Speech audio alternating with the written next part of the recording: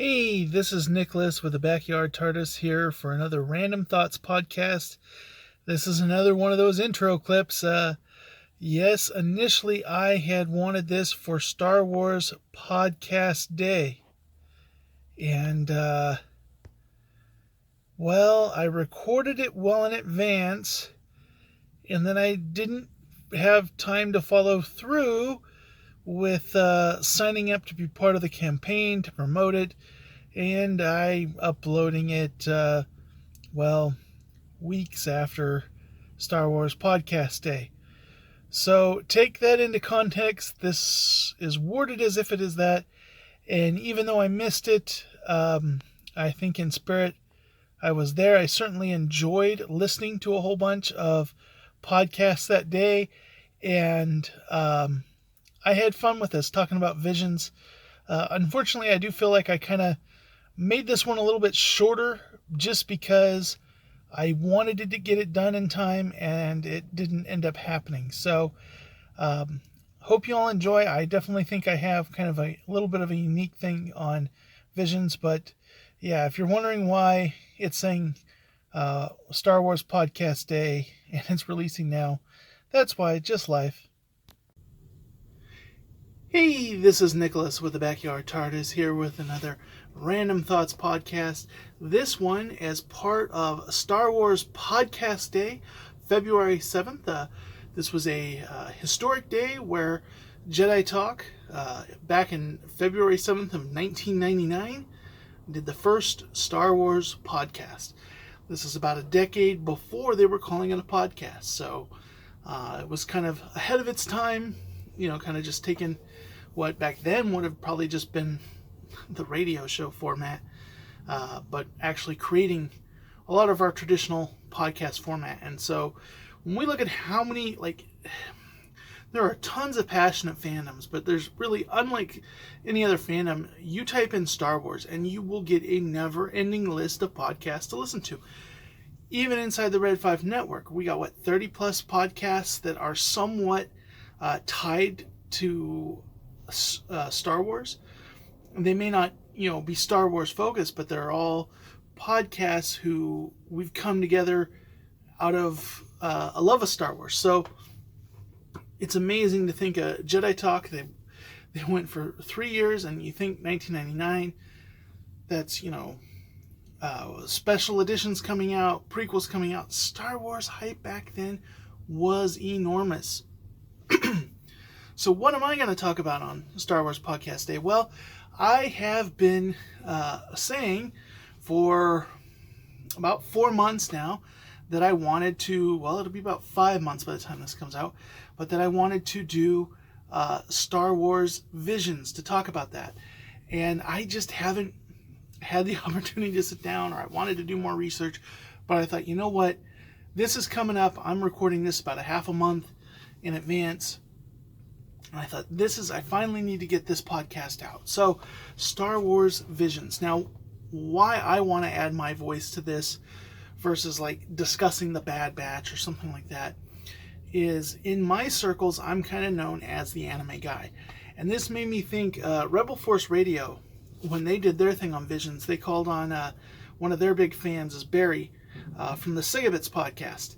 And they said, hey, we were told you're the anime guy. And he kind of chuckled at that and said, I'm not a big anime guy. But kind of like him, and why I love listening to his podcast, I'm in the Sega fandom. And if you're into any retro gaming of the 90s and 80s from the Japanese companies like Nintendo, Capcom, Sega, that fandom overlaps with the anime fandom because there's that Japanese culture there. And so I've been exposed to a lot of that. And then I'm also part of the Death Battle fan community, and that has a lot of anime brought in through there. So learning about characters and exposing me to that, I've started to pick up some more anime that I'm watching. But I would say to most people in the Star Wars fandom, anime is very kind of on the very, very skirt edge. They might know Dragon Ball Z, they know about Pokemon, they don't really know any of it.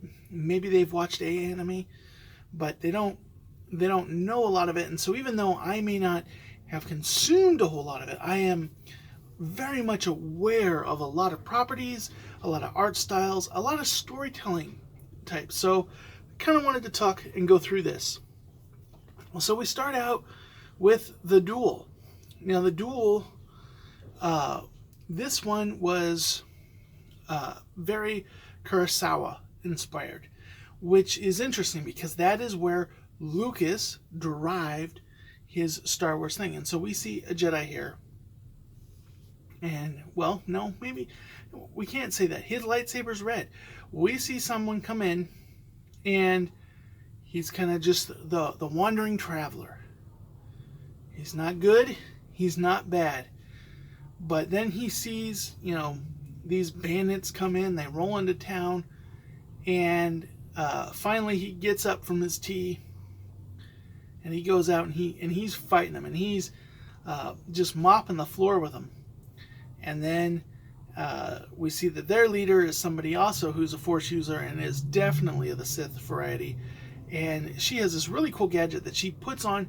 And I remember when the trailer came out from this, everybody was like, it's Jumping the Shark, an umbrella lightsaber. This was a gadget that she put on her lightsaber that allowed to have that for battle. But it wasn't like she always fought with that. That was just an accessory she had to do an attack.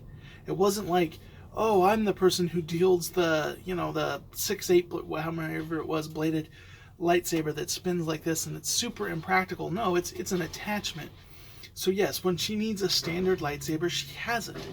But she puts this on it to take it up a notch, to kind of have an overwhelming presence. And to me, I thought that was really cool. Really kind of the Japanese, like over the top, but not so ridiculous that it takes you out of it. Art style of this is made to look very Kurosawa old-time movie. So this is really cool. Now I hear this is becoming a comic, and I definitely want to get that. There are some of these that are probably going to get further produced, and I am looking forward to that so much. So this is definitely one that I want to see get made. Okay, next up we have Tatooine Rhapsody. Now this is one that first watch I did not like. I didn't hate it. It was like, okay. And I got that this is very much the, there's anime, Pokemon do a little bit, but there's anime that's made for kids even younger than Pokemon that is very, very child friendly, very pop focused, and that's what this reminded me of. It's like super cute, super pop and energetic and kid power kind of focused. That's what this is. And we see, it's this young Padawan or youngling or whatever you want to call him survives, I think more youngling, Order 66, and his lightsaber, he turns it into a mic. He basically gets out of that, and you see a few times where he feels like stepping up, but he can't. The Chibi Boba Fett in this was really cool. And then you have like a relative of Jabba's, is his bass drummer, and but what I find interesting about this episode, and what made me go back to it, is that I saw a very mixed result on how people felt about this episode, because I saw some people who didn't like Star Wars Visions as a whole really liked this episode, and I saw other people who maybe liked the duel, like certain ones, really hated this episode. Why? Well, because this episode was too kiddie for them. Why did people like it though? Why was this one of the few that they liked? If it was one of the only few they liked, why was that? Because this was jammed packed with Star Wars references. This is like watching The Simpsons Star Wars, like watching Family Guy Star Wars, all that stuff. Like it's nothing but Star Wars memorabilia. Like it feels Star Wars, not in tone, but in world. Whereas a lot of these are interjecting a lot of Japanese culture, a lot of Japanese, like, yes, this feels very kiddie, this feels very pop-centric, something for childs, but you could almost see an American version of this being made as a Star Wars show for little kids, for the 5 to 8 year old range. And so I think that's why some people who struggled with some of the concepts in the other one really liked this one. Now, one of the things that I did that made me really appreciate it is I went back and I watched this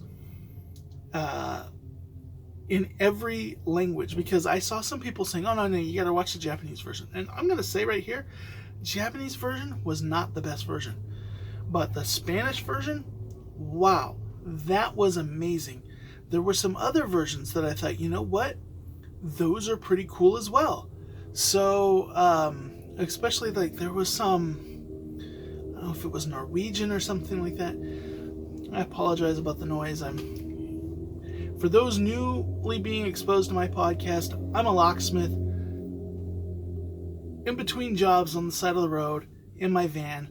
I record my videos, so no editing, none of that, but I just like to nerd out in between work. Okay, now let's go on to the twins. For me, this is another one that I saw very divided. I saw some people think that this was the best one ever, and I saw a lot of people say this was the worst one ever. And for me, I gotta say, I did not like this episode. This is not one that I go, oh, well, it wasn't my favorite. This is one that I actively didn't like. It was too anime for me, so to speak. I have to say that, like, a big thing that I didn't like about this episode is I didn't like the art style, for one. And then it started out kind of interesting, and it was kind of like, is that like supposed to be Luke and Leia in like Vader outfits?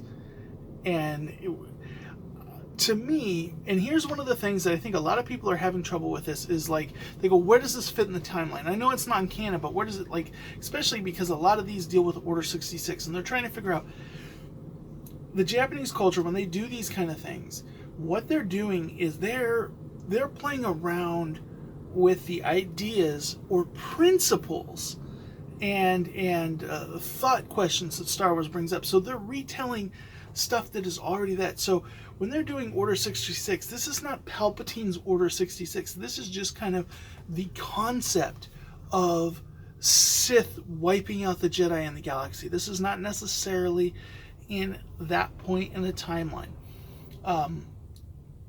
This episode specifically is going to speak to sequel trilogy fans because it is highly based on the Force dyad stuff. Now, they're taking their helmets off in space, and they're like shooting Death Star beams through their bodies to magnify like their kyber crystals, because they're, echoing the Force from them. It's very Japanese. It's very, I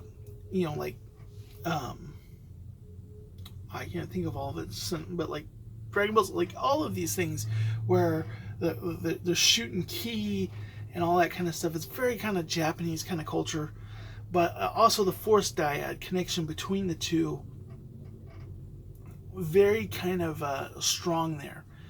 And yeah, one of them looks like Luke, the other one does not look like Leia. So I think it's very much playing off of some of the stuff from The Last Jedi going on between Rey and Kylo. Last Jedi, Rise of Skywalker, all that kind of stuff. So I think that's why subconsciously a lot of people who are not fans of those movies are turned off by it.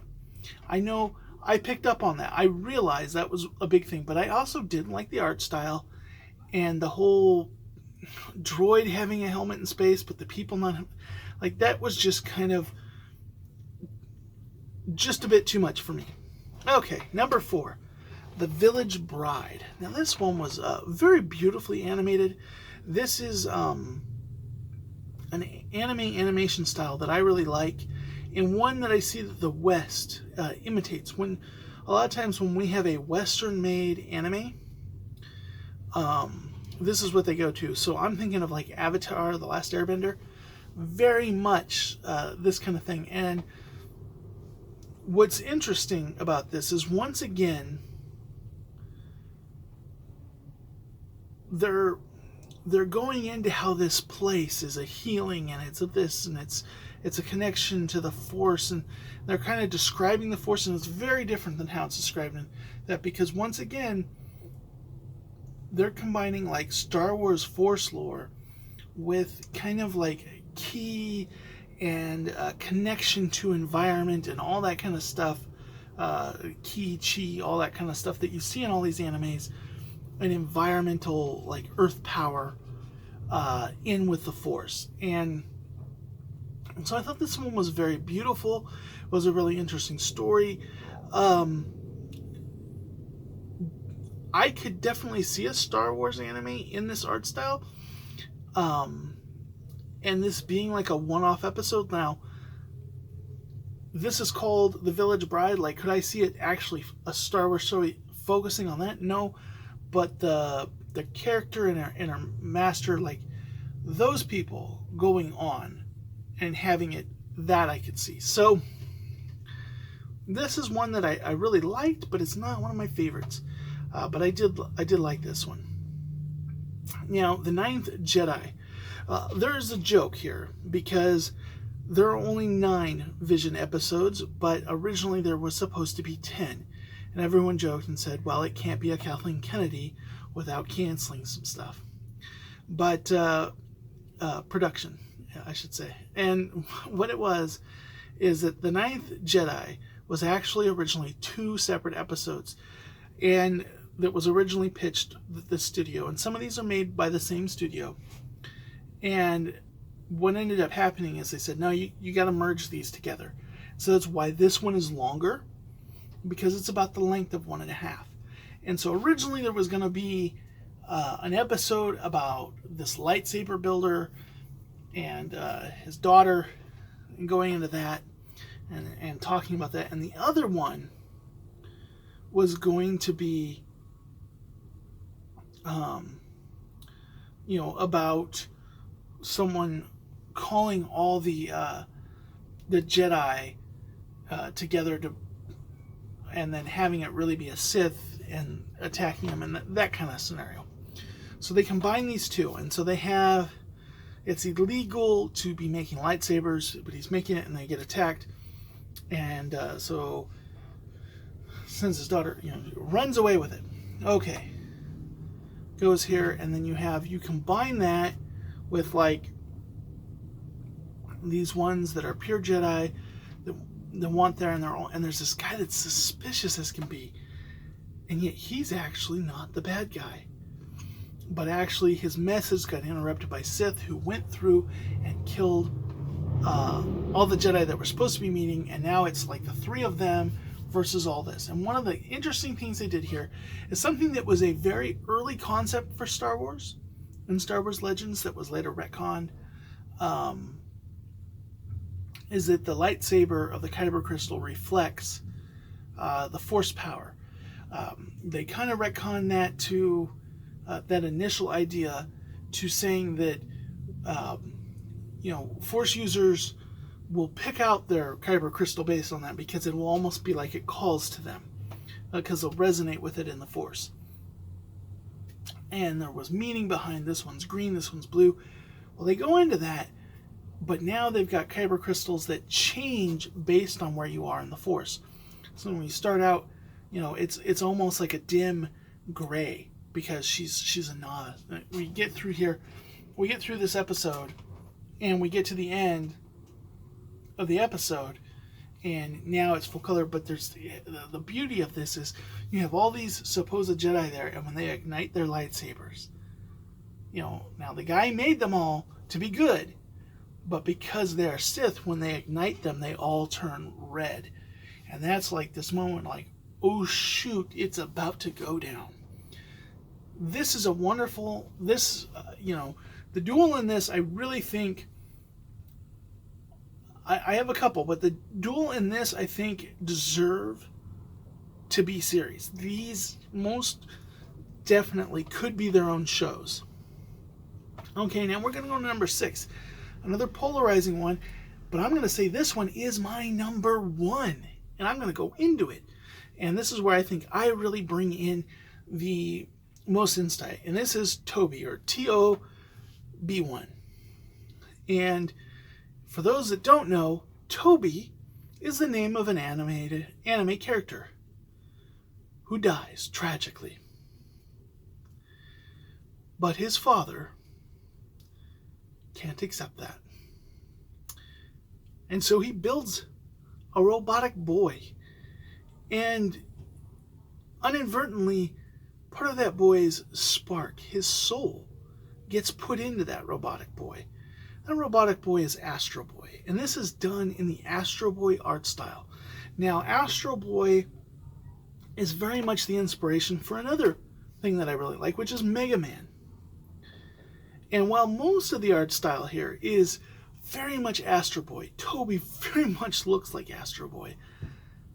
The father creator character, this Jedi, secretly Jedi Master, is 100% Mega Man's. This is Dr. Light. Like, straight out of the game, like, that is the exact image of Dr. Light. So, the context that you're not getting here, that you would have, is that one of the things about an Astro Boy is his father made Astro Boy indestructible. He's got butt guns, for crying out loud. He's got guns and weapons and armor and shields coming out of every which thing, but he's supposed to look like an unassuming, like cute and cuddly boy because it's going to be his son. And it's because he died brutally. And he had ignored his son, he had ignored that duty, and so here we're seeing this is a master. And this robot, and everyone's like, a droid with force abilities, like, oh man, that's really weird and out there. Don't think of it as a droid. Think of it as his dead Padawan. And his spirit has been put, a spirit of a Jedi, of a Padawan, has been put into this droid. There you go. That adds your additional depth of what is going on. And so, you see the father, like, he's just trying to have peace and balance. He does not want his Padawan to seek out adventure and violence, because doing so got his Padawan killed. And so it's just kind of, as someone who really likes Astro Boy, who really likes the dynamics of that thing and how all that works, I really like this. Now, there is a recent within the last decade, American movie retelling of Astro Boy. It's not 100% accurate, but it's really good. And I would 100% say check that out, and then go back and watch Toby and see how you feel. Because everyone's like, oh yeah, the Pinocchio thing. Like, and yes, Astro Boy does, when they made that, they were referencing Pinocchio, but seriously, this is something good, and I think a lot are going out, but I want my Black Series figure or my Funko Pop or whatever. I want a bit of Toby merch that I can put on a shelf next to Astro Boy and next to Mega Man. Like, I want to see that. I want a Toby toy. That's what I want. This is my absolute favorite, because when we talk about Japanese culture, like, I'm known as the Sonic guy, but probably my next favorite video game franchise is Mega Man. I love Mega Man, and by my love of Mega Man, I got into Astro Boy. I just love this concept, and so seeing it mixed with Star Wars goodness, because for me, I'm coming at this as a Mega Man fan. I'm coming at this as an Astro Boy fan who is also a fan of Star Wars, and seeing, just like if you were a Family Guy fan and a Star Wars fan, and you see the Family Guy Star Wars special, like, I brought that up once before, but like, it has a, no, it's not Star Wars. It's not meant to be taken like that. That's not what Visions is. But if you look at it from the eyes of a fan of this thing, this is really cool. The combining of two things. And we all love that. We love, like, I've got a shirt that has Grogu dressed up as Marty McFly and the Mandalorian dressed up as Doc Brown with the DeLorean, and it's the because it's a mashup thing. I like that. I got a shirt that's Shaggy and Scooby dressed up as the Doctor and K9 with a Mystery Machine painted colored TARDIS. Like, I love mashup stuff, so this was super cool to me. My favorite of the whole thing, just for the nostalgia purpose. Number 7, The Elder. Now, The Elder, this was super cryptic. A lot of people were like, well, it just ends, and it's like, what does that mean? Like, it's alluding to this bigger story that we're probably never going to get. A lot of Japanese content does that. Like, little one-off things that make you like, where's that? And we're used to the Dave Filoni, Marvel MCU, everything leads to something else, to this, to that, and the story gets told out. On Japanese, there's a lot of leaving it off, like, kind of like Empire Strikes Back, like if there wasn't a return, like, that's a lot of Japanese content, like, just leaving it off, like, the wonder of it all, of what could be, you think it up in your head. But the big thing I think here is, once again, they're taking concepts. So this is very much Episode 1, Qui-Gon and Obi-Wan on this mission. They meet a Sith, because a lot of people were like, well, like, they're all shocked, like, oh, could this be a Sith? Like, they have the Sith return. What time period is this? Once again, this is taking concepts. So this is very much the concepts of Qui-Gon and Obi-Wan and how their relationship was. And we've seen that play out. And then the kind of creepy, older master kind of thing, that is also a trope that you see a lot in anime. And so this was a very good one. It ranks higher on my rankings. Now, number 8 is Lapa Ocho, which, Lapa Apso, it's got a rabbit girl in it. This is another one that I think totally could be its own series. And a lot of people were, well, no, they didn't dig the rabbit thing. And other people were like, this is really cool, because the animation on this is amazing. The story in this is amazing. And it really comes down to, are you okay with anamorphic rabbit people being in Star Wars? Well, they have confirmed she is a Leppy. Even though she looks a little different than Jackson, she is a Leppy. So it's already a race in Legends Star Wars. So it's not like this is something new the Japanese came up with. But it is very much a Japanese thing, and you could see this. And so there are a lot of people that, like, think, oh, this is furries, and this.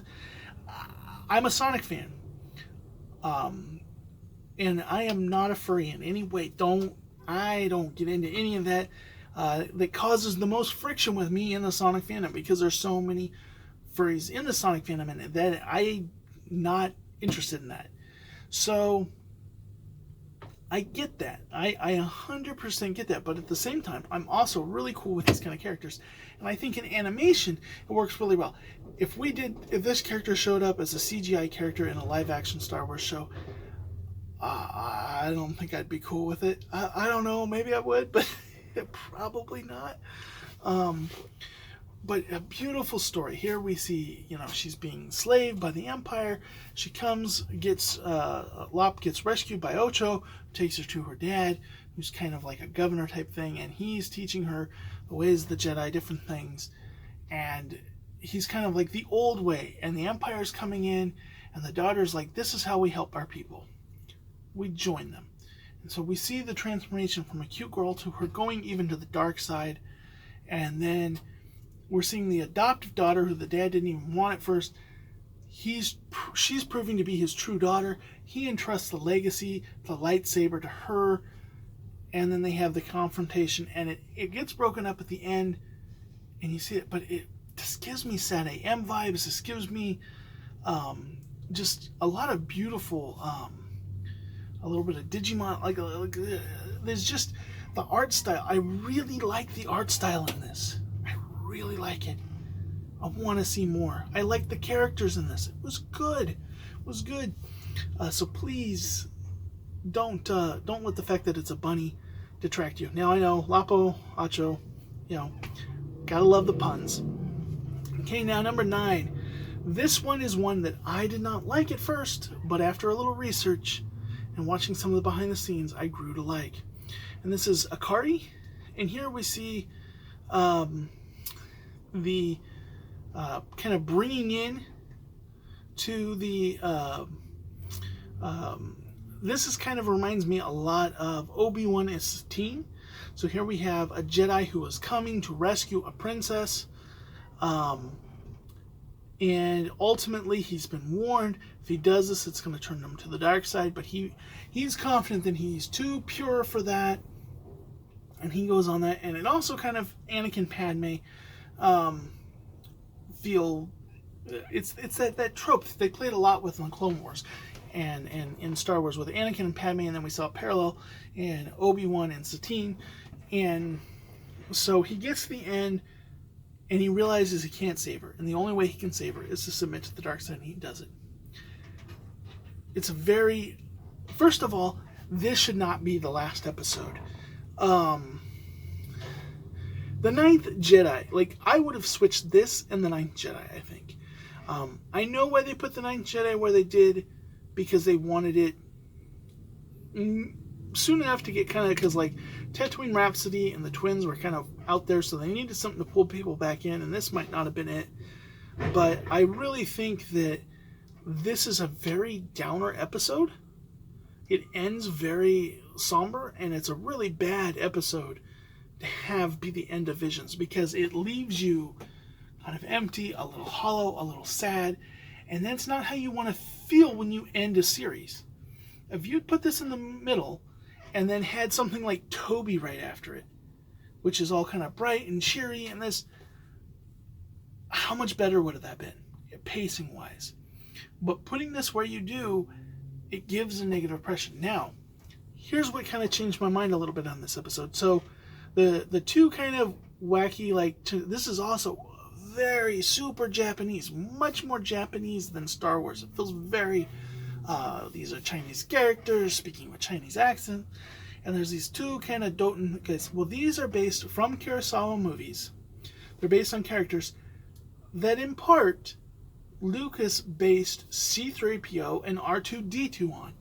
So that's why you have this tall, thin, and short and fat, C-3PO and R2-D2, and they're kind of just like, they have information you need, so there's a reason to bring them, but they're pretty much useless in a battle, and they're in constant peril, and he's having to, and it's just kind of like they're adding this walkie commentary, and you're constantly going like, why are we dragging these people with us? Oh yeah, they had that one little bit of useful information we need, but other than that, like, they are dead weight. That's in a lot of ways how in the movies R2-D2 and more importantly C-3PO is seen. Like, he is useful for key points, but for the most part he is dead weight that they're hauling around. He's lovable dead weight, he's the comic relief, but it's like, once again, you see how he moves as a protocol, and it's like, why is he accompanying them into battles? It's kind of, this is where George gets it. He gets it from this Kurosawa films, these characters, so they're recreating that. So that is just kind of my little bit. I've been short. Now, once again, my podcast, I apologize, background noise. I apparently didn't pick a good place to park this time, but my videos I do on Star Wars, Stargate, Doctor Who, Star Trek, all sorts of stuff. Sonic the Hedgehog, just kind of whatever fancies. I also talk about my job as locksmithing, but this is just kind of my therapy. In between jobs, or I have a job canceled, I sit in the back of my van, turn on the camera, and talk to you, and just kind of express my fandom. But really glad to have Star Wars Podcast Day. It's really a cool thing to see the community. So many Star Wars podcasts taking part. Over 60 so far have been announced. So this is going to be big. I imagine we're going to get to 100 because there are more than that out there. So hope everybody's enjoying Podcast Day. I'm keeping this one short. I'm kind of rushing through. I know I kind of hyped out Visions like I was going to super deep dive into it, but I'm well aware that everybody's going to have a ton of podcasts to listen to today. So with that, I will catch you in the next video.